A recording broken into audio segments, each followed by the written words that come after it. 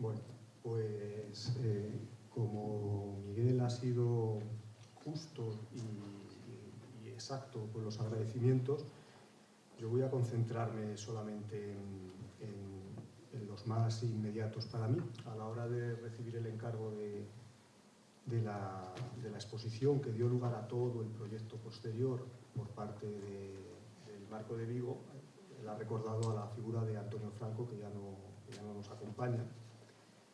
Y a él le debo el descubrimiento y mi entusiasmo por la obra de Jorge. Vaya desde aquí el agradecimiento.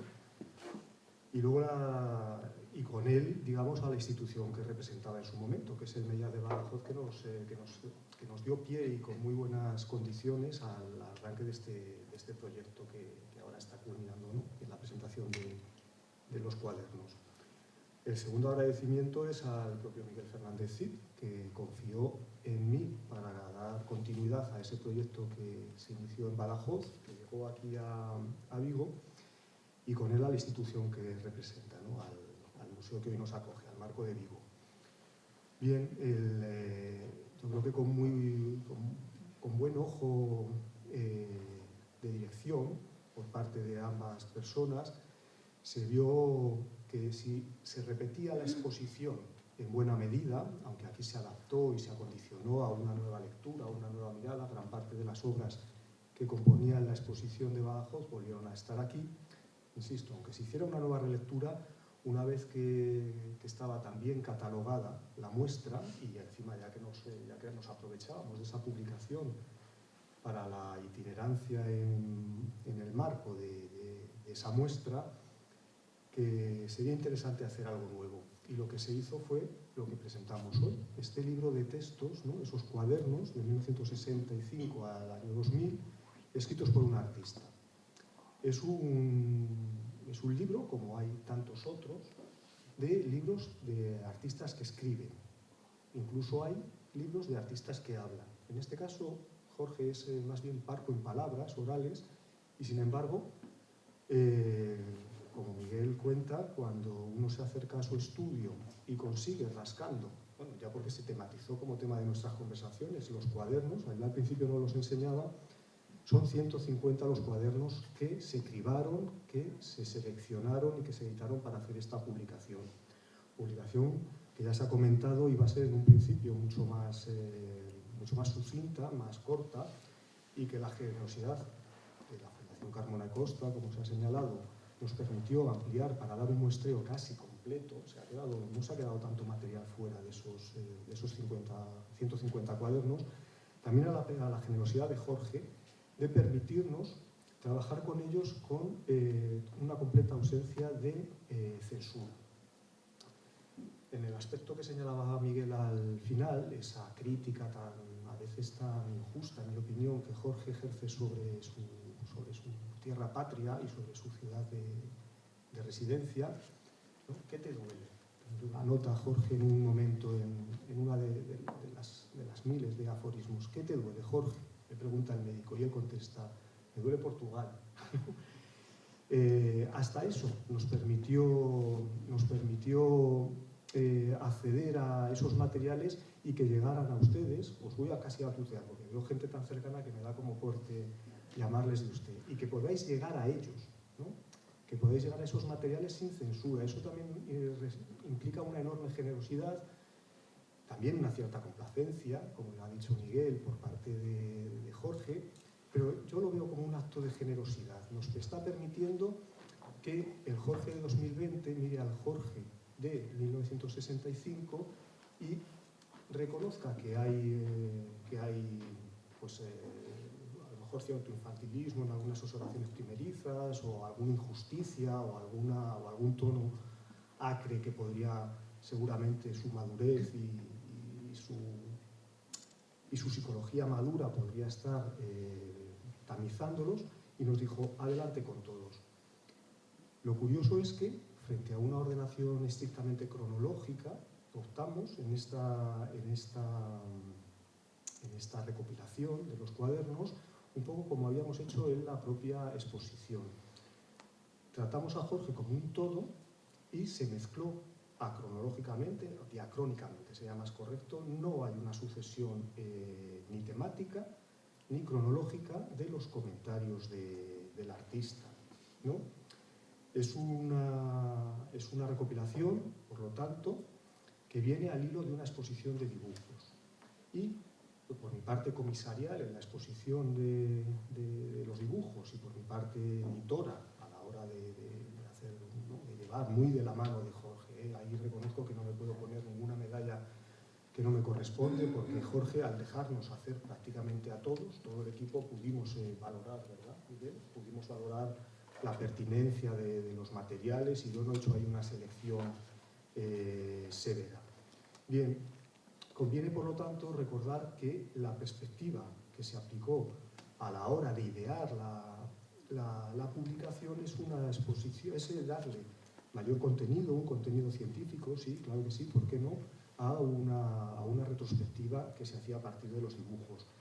Y para mí fue terriblemente útil estar con esos dos ámbitos de la manera de operar intelectualmente del artista. Porque dibujar y escribir tienen mucho en común. Se parecen mucho en el caso de Jorge, ¿no? Hay determinadas características de la escritura que se del dibujo que se comparten con el hecho de escribir. Por ejemplo, la rapidez o la fluidez. Eso es una cosa que podéis, manejando sus textos, lo podéis ver, ¿no? Esa capacidad fluida del pensamiento para ir de un orden, de un sistema, de unos temas, de unas preocupaciones, de una manera incluso de afrontar los asuntos a otra, con un movimiento, con unas fintas, con un movimiento de cintura asombroso. Luego también comparten la escritura y el dibujo esa cierta inmediatez a las ideas, ¿no? a la lógica del pensamiento. No hay nada que se parezca seguramente, y a Valéry, que se parezca más a dibujar que el hecho de escribir, y no hay ningún arte que exija tanta dificultad, ¿no?, como el dibujo, ¿no? Sino dentro de las artes visuales, el dibujo solamente, dentro de la dificultad de las artes visuales que le corresponde al dibujo, solamente tendríamos el de la escritura, ¿no? Otra característica, la tercera que yo veo en común en esa escritura y en ese dibujo de Jorge Martins esta es más difícil para mí de verbalizar, sería el de la apertura. Una apertura que permite que el dibujo sea siempre completado, aunque sea imaginalmente, por la pintura, que luego en el caso de Jorge es una cosa siempre mucho más cerrada, mucho más estática, o por el significado, ¿no? Mientras que la pintura parece que en el caso de Jorge nos está imponiendo o nos da por concluidas, por presentadas unas ideas. En el caso del dibujo de Jorge, yo creo que una de sus características es la que las deja solamente apuntadas para que seguramente el espectador las complete. La historia de los cuadernos ya la ha contado Miguel, ¿no? Pero conviene recordar esas fechas que están ahí en el título. 1964-2000. Es toda una vida de una persona que ha vivido muy intensamente, muy complejamente su habitar en el mundo, su habitar en una Europa compleja, llena de fronteras, viviendo en París, con su exposición en el Pompidou en el año 80, ese desconocimiento que señalaba Miguel de Jorge, es un caso más de ese desconocimiento que tenemos de los artistas portugueses en este país, por lo menos para el público más amplio, y que es injusto, ¿no? Un artista como Jorge, tanto las exposiciones como ahora espero que los cuadernos nos lo van a descubrir, y nos lo van a descubrir a una altura de su vida donde ha dado ya mucho, ¿no? Nos lo van a descubrir con un artista en su alta madurez. Esos 55 años escribiendo instauran todo un género, insisto, claro que hay montones de libros de artistas que escriben. Caso nos escribe obras incluso de teatro, muchísimos artistas nos dejan relatos, nos dejan consideraciones, nos dejan reflexiones sobre su propio trabajo, pero el género de Jorge es eminentemente un género más propio del de la filosofía, es un género aforístico, es un género ultra fragmentado, Yo os quería comentar una anécdota privada. En la mesilla, que cada uno a su manera, ¿no? A mí me gusta en la mesilla, un poquito antes de acostarme, después de acabar las lecturas, me gusta coger un libro que tenga casi un carácter de oráculo para no quedarte pensando o con los problemas cotidianos o con los problemas laborales propios del día, y ni siquiera me gusta irme al sueño con las páginas que he leído al final del día. Me gusta, pues tengo 3 libros, os confieso, casi en petit comité. Tengo los aforismos de la Foucault, el libro de las preguntas, los 2 libros de las preguntas de Edmond Llaves y el libro de Jorge Martins desde que lo publicamos. Porque ese carácter aforístico te lleva a mundos completos a través a veces de fragmentos casi que están al borde de lo que es la estructura básica de una oración. De hecho, es una de las características de su estilo, digamos, literario. Jorge reduce hasta tal punto el lenguaje que muchas veces lo vamos a encontrar, y es muy de agradecer la transcripción y la edición que hicieron la traductora y el diseñador, que muchas veces nos encontramos con fórmulas, con ecuaciones, casi con gráficas, está todo lleno de llaves, de paréntesis, de flechas, porque el lenguaje a Jorge parece que le sobra para pensar lo complejo. En este sentido, ahí hay otra de las características de los aforismos de Jorge. Lo ha señalado antes Miguel, os lo voy a intentar ordenar quizás todavía un poco más. Los temas de Jorge son casi propios de la metafísica. El tiempo, el espacio, ya más cerca de la plástica, la luz, el color, las categorías absolutas, el dibujo, la pintura. Son temas en un principio tan amplios que corresponden casi a cualidades metafísicas, y por lo tanto no es extraño que las trate con ese tono casi filosofante, ¿no? Y tan aseverativo, tan tajante, tan blanco y negro. Pero es que esas ideas tan genéricas, ¿qué es la pintura? ¿Qué es el color? ¿Dónde está el vacío de Malevich? Etcétera, es capaz de abordarlas casi con la ausencia de lenguaje. En muchísimas ocasiones recurre a pequeños diálogos imaginarios, a esos esquemas o diagramas listados que os comento, que son fórmulas propias de lo antinarrativo, de lo antiliterario. El estilo de Jorge es presentación muy de desenlace y a veces muy desarticulado de un lenguaje que está a punto de desaparecer porque sus fragmentos han saltado. Continuando con esas relaciones, ¿no? entre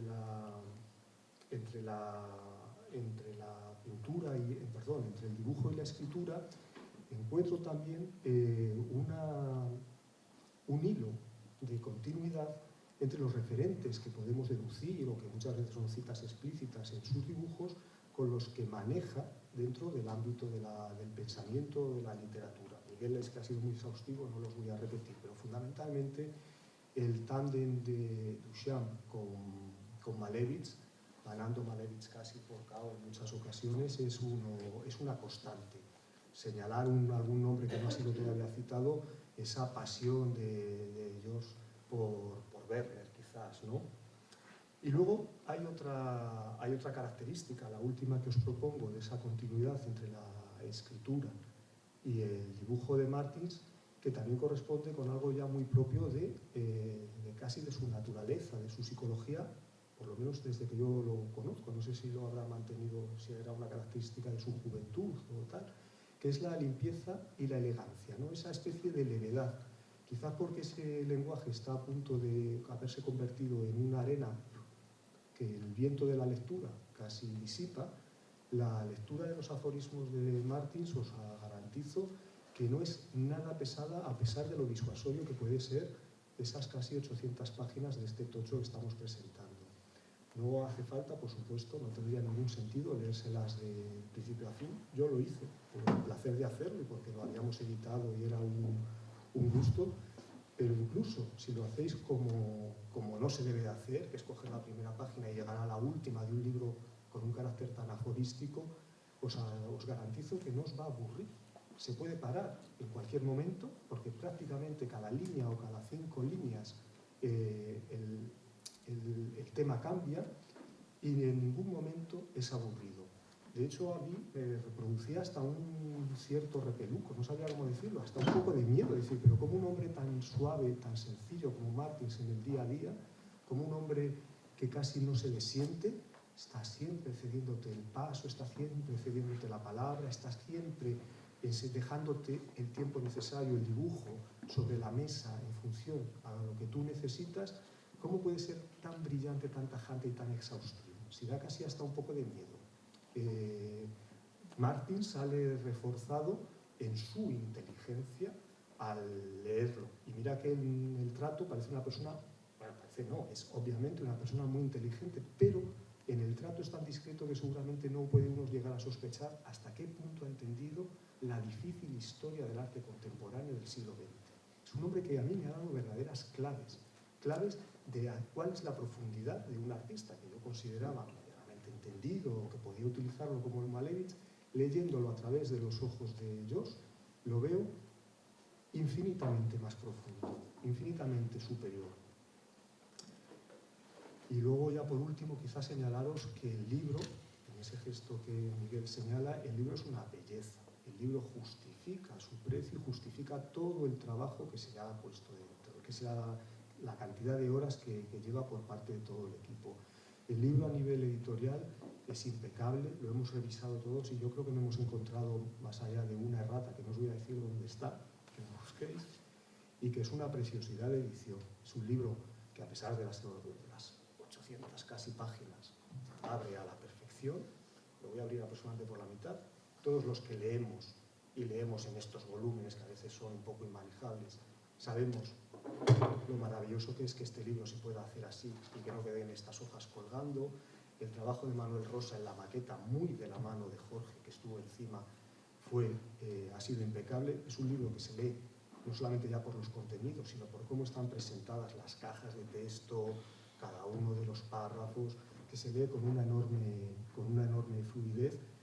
Y yo voy a hacer una cosa que en general cuando estoy ahí y en una presentación del libro me sienta un poco mal, porque digo, bueno, me están tratando un poco de manera infantil, pero de verdad, os lo digo porque lo tengo en la mesilla de noche para leerlo prácticamente todos los días, o por lo menos algún aforismo. Yo os recomiendo que tengáis este libro. Me parece que os puede suponer una enorme sorpresa de lo que es la inteligencia plástica y la inteligencia intelectual de un artista que para muchos es un gran desconocido en nuestro país. Es un libro que no se agota, lo puedes estar consultando y te lleva pues, desde esos temas metafísicos hasta comentarios sobre la vida, el sexo, lo que ve desde la ventana de uno de los hoteles en los que se ha alojado, de cuando toma un puente aéreo para ir a Singapur, o algunas relaciones con las mujeres que ha amado. Es un libro para mí inagotable. Muchas gracias, Jorge, por haberlo escrito.